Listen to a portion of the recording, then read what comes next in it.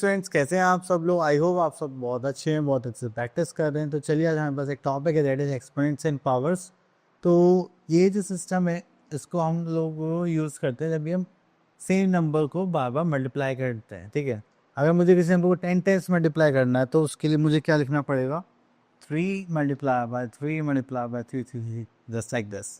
तो अगर हम उसको शॉर्ट में से 3 रेज़ टू द पावर 10, तो इसका मतलब यही होता है कि you have to multiply it by 3 by 10 times. तो इसीलिए हम यहाँ पर इसको यूज़ करने वाले हैं।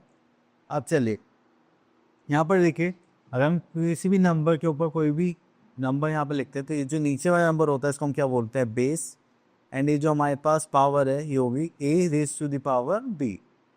ठीक है, एंड इसको हम एक्सपोनेंट्स भी बोलते हैं।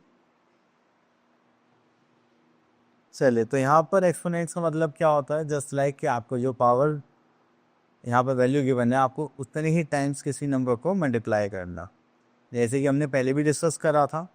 एंड यहाँ पे बोला गया है वी कैन से दैट तो यहाँ पे एक्सपोनेंशियल फॉर्म में चेंज करने के लिए यहाँ पर नंबर्स गिवन है। आगे देखते हैं, तो यहाँ पर भी हो गया। चलिए यहाँ से क्वेश्चन पिक करते हैं, देखते हैं। तो यहाँ पर अभी हमारे पास exercise 11.1 find the value of 2 raise to the power 5। तो चलिए इसको सॉल्व करते हैं।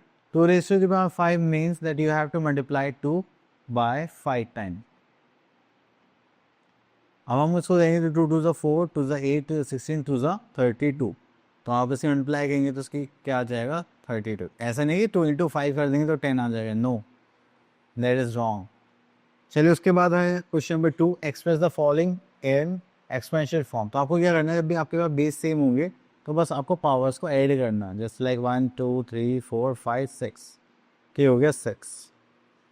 Then express each of the following in exponential form, तो greater and this and okay. तो चलिए आप लोगों को यहाँ पर फैक्टर्स निकालने हैं। जैसे 3 4 3 है, इसको आप 7 से डिवाइड करेंगे तो 3 टाइम्स आ जाएगा। ठीक है, तो चलिए आप लोग कर लेना, यहाँ पर ग्रेटर एंड लेस देन भी आप लोग कर लेना। हम आते हैं क्वेश्चन नंबर 5 पर। तो चलिए क्वेश्चन नंबर 5 पर हम एक नंबर चूज करते हैं, that is second part, express each of the following. Wait, हाँ, question number 5, express each of the following as a product of powers of their prime factors. ठीक है, तो चलिए इसके पहले प्राइम फैक्टर्स निकालते हैं और फिर इसको शो करते हैं एक्सपोनेंशियल फॉर्म में।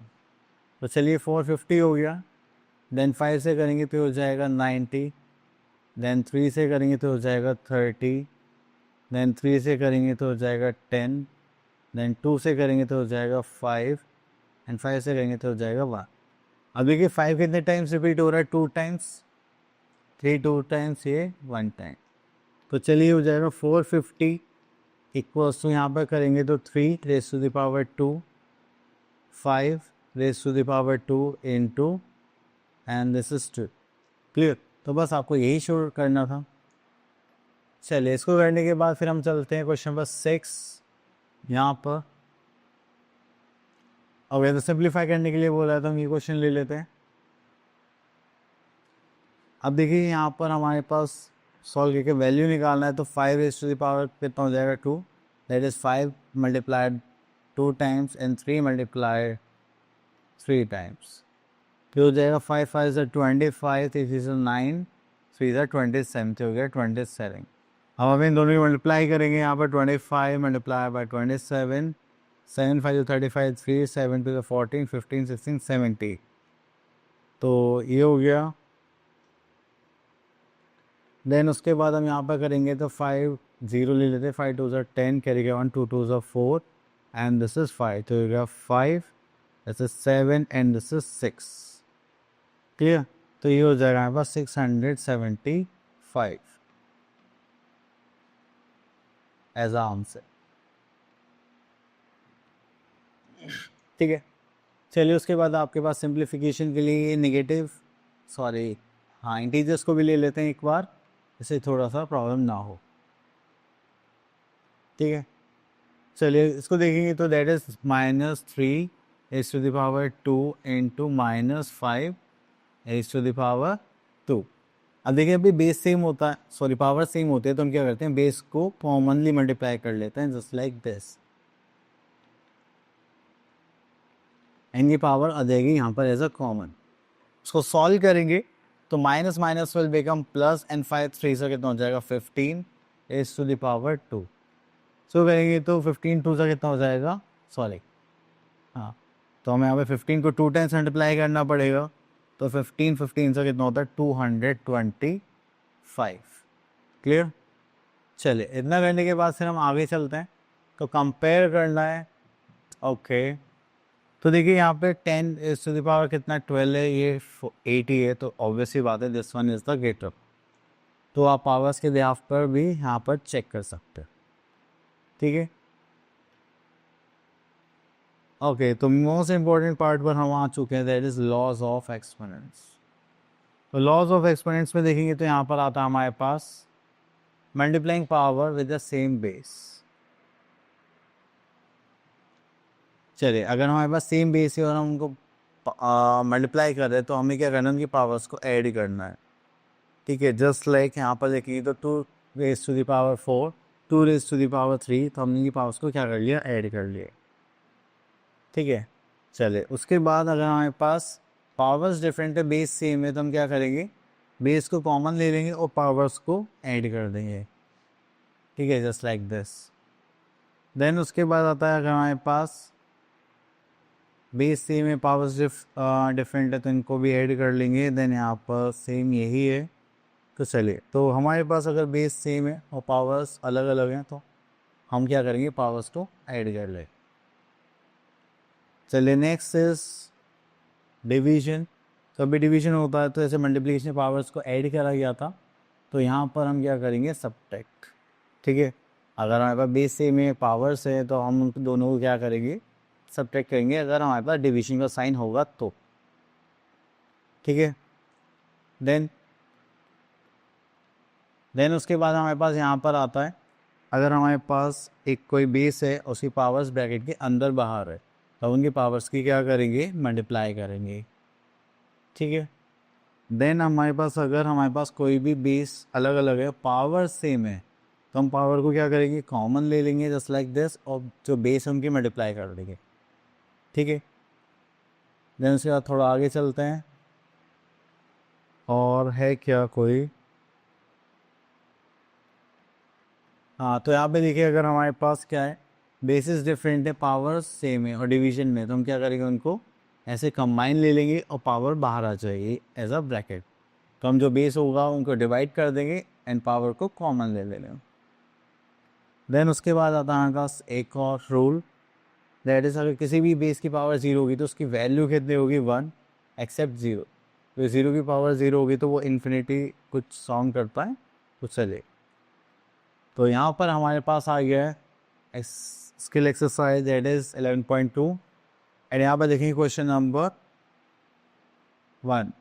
तो यहाँ पर आता है फिफ्थ पार्ट। तो फिफ्थ पार्ट देखते हैं, यहाँ पर देखिए बेस सेम है और पावर्स डिफरेंट है, बीच में उसका साइन है डिवीजन का, तो हम क्या करेंगे बेस कॉमन ले लेंगे एंड यहाँ पे पावर्स को क्या कर देंगे माइनस, तो ये हो जाएगा -6 एज टू द पावर 4, ठीक है। अब इसको एक्सप्रेशन फॉर्म में छोड़ना था, तो ये हमारा आंसर हो जाएगा।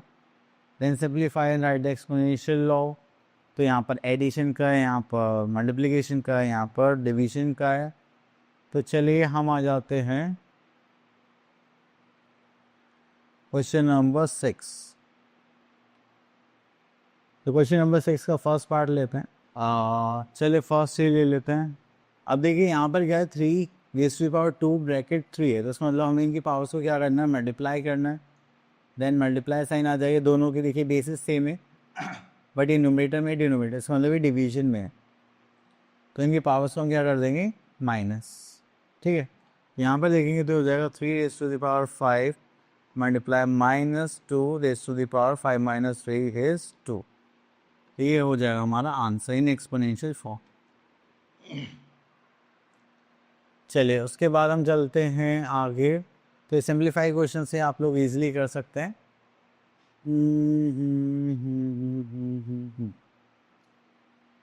चलिए किसको और सॉल्व कर लेते हैं। क्योंकि यहाँ पे प्लस साइन आ गया है तो उसमें थोड़ा सा डिफरेंट हो जाता है। ओके, तो 3 raised to the power 2 and 2 raised to the power 2 उसको करेंगे तो ये कितना हो जाएगा 3 multiply by 2 and raised to the power 2 plus करेंगे तो देखो किसी भी बेस की पावर 0 होगी तो उसकी वैल्यू हो जाएगी 1 एंड यहाँ पर आ जाएगी 2 raised to the power 2। अब देखिए प्लस होता है तो यहाँ पे कोई आइडेंटिटी नहीं होती, यहाँ पर आपको सॉल्व ही करना होता है। आई थिंक सॉल्व करना है या राइट आंसर एक्सपोनेंशियल फॉर्म, अच्छा एक्सपोनेंशियल फॉर्म में ही लिखना है तो आप इसको ऐसे ही छोड़ देंगे सॉल्व करने के बाद। तो ये हो जाएगा हमारे पास 3 into 2 that is 6 raised to the power 2 plus 2 raised to the power 2 that is our answer. चलिए that next is decimal number system. तो अब यहाँ पर हम क्या करते हैं, कुछ नंबर्स हमारे बहुत ही बड़े होते हैं तो हम उसको डेसिमल सिस्टम में कर लेते हैं या फिर हम उनको बोलते हैं स्टैंडर्ड फॉर्म। ठीक है, अब देखिए जैसे यहाँ पर है 69,000 तो हम उसको 6.9 इंटू 10,000 लिख सकते हैं। ठीक है, चलिए तो ये होती है हमारी स्टैंडर्ड फॉर्म। अगर हमें कोई भी एक लार्ज नंबर लिखना है तो उसको हम शॉर्ट में कैसे लिख सकते हैं। यहाँ पर कहीं question number 1 right the following numbers in the expanded form. तो चलिए यहाँ पर आ जाता है हम लोग। ओके देखिए तो ये हमारे पास है 3006194। अब इसको हमें क्या करना है स्टैंडर्ड फॉर्म में लिखना है। तो सबसे पहली कंडीशन क्या है, एक नंबर के बाद हमें डेसिमल लगाना है जस्ट लाइक 3 पॉइंट। अब उसके बाद नंबर गिनेंगे 1 2 3 4 5 6 और यहाँ पर लिख देंगे हम 10 raised to the power 6 and बाकी नंबर्स अगर ये डिजिट्स नहीं होती 0 होती तो हम इनको स्किप कर सकते थे, बट अब क्योंकि नंबर्स हैं तो हम इनको स्किप नहीं कर सकते। तो ये हो जाएगी हमारी एक्सपोनेंशियल फॉर्म। ठीक है, चलिए उसके बाद आता है find the number form each of the following expanded forms. Okay, तो यहाँ पर करेंगे दैट इज 10 8 10 तो यहाँ पर कितने देंगे 5 zeros प्लस यहाँ पर आ जाएगी 2 zeros और यहाँ पर आ जाएगी 1 0। अगर आप इनको सॉल्व करेंगे तो ये हो जाएगा हमारे पास 8,02,30 एज अ आंसर। चलिए यहाँ पर है हमारे पास express of the following as a standard form. तो हम यहाँ से ले लेते हैं, एक नंबर तो हम ऑलरेडी कर चुके हैं बट यहाँ पर हम देखते हैं जिसमें माइनस में पावर आएगी क्या, नहीं माइनस में तो नहीं आएगी। चलिए तो यहाँ से हम एक नॉर्मल क्वेश्चन ले लेते हैं, this one second part. This is 70 lakh. अब देखिए स्टैंडर्ड फॉर्म को बेसिक रूल है कि आपको एक डिजिट के बाद क्या लगाने हैं 0 लगाने। तो हमने ले लिया 7.0 देन उसके बाद कितनी डिजिट है 1 2 3 4 5 6 तो यहाँ पर आ गया again 10 raised to the power 6। ये हो गया हमारे स्टैंडर्ड फॉर्म। ठीक है, तो ऐसे ही यहाँ पर है डायमीटर ऑफ द अर्थ। अगर हम इसको भी स्टैंड फॉर्म में लिखना है तो हम कैसे लिखेंगे 1.2756 इंटू 0 को स्किप कर देंगे देन 1 2 3 4 5 6 7 तो हो जाएगा 10 raised to the power 7। ठीक है, चलिए ओके आई थिंक ये टॉपिक हमारा हो गया फिनिश एंड आप लोगों को भी अच्छे से क्लियर हो गया होगा। अब मिलते हैं नेक्स्ट वीडियो में, तब तक के लिए ऑल द बेस्ट।